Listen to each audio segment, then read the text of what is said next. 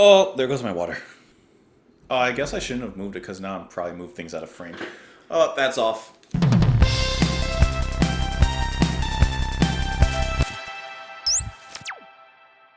What's up, guys? Welcome back to Just JP. My name is Justin, and today we are listening to Jethro Tull with the song Locomotive Breath. Now, I had heard Aqualung before on JPMP, and it's a good song actually. I've listened to it again a few times, and I like it more on subsequent listens. I can't believe I used to think that Jethro Tull was the guy's name. I don't know.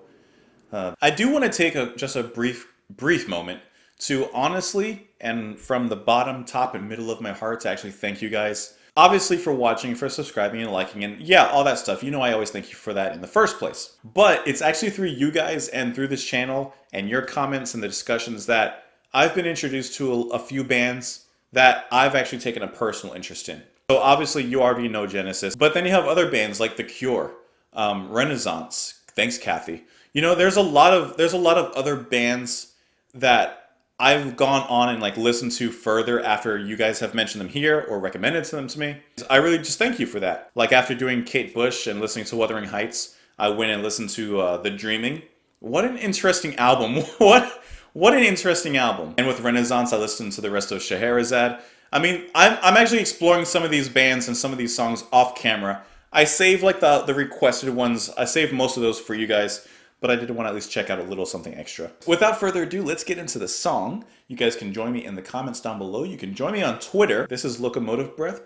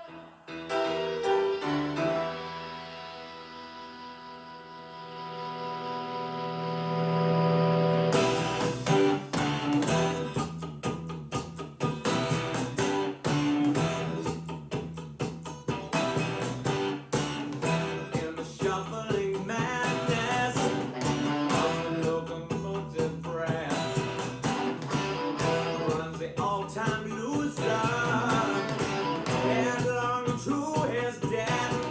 Oh, it feels the piston scraping, steam breaking on his brow. Oh, tight shoulder handle, and the train it won't stop going, no, it could slow down. Oh, sees his children jumping off stations one by one. His woman and his best friend in bed and having fun. Oh, it's calling down the corridor on his hands and knees. Oh, sorry, shoulder handle, and the train it won't stop going, no, it could slow down. Hey.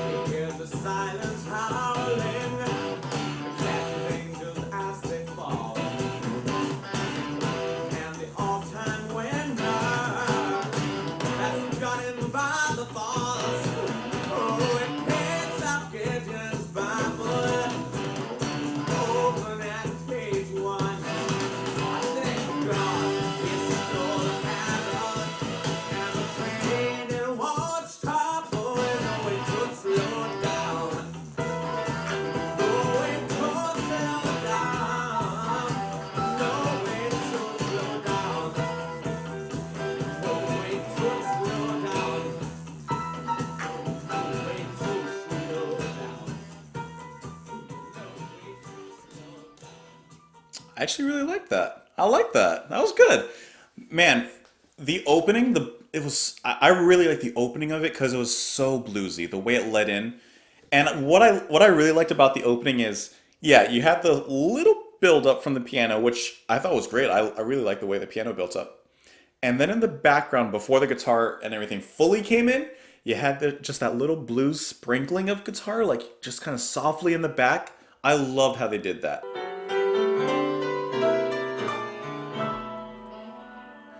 See, the piano just at that very end starts to get into the blues, like jazz scales, and then at that same time, the guitar comes in just a little bit in the back. I like that. That's cool. That's a cool way to kind of subvert the expectations, like right in the very beginning, because with just the intro piano, you don't quite know where it's going to lead from there.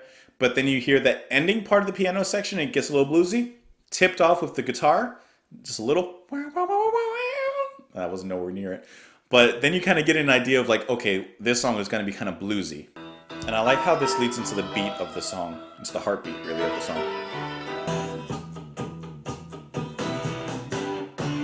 What I love about the whole pace of that song, from the part where the piano and the guitar are beginning the initial tempo and rhythm of the song, into where the actual drums and the bass come in and everything else starts filing in along with it, is it's a very what's the word? It's a very steady and constant pace, but an also very purposeful pace.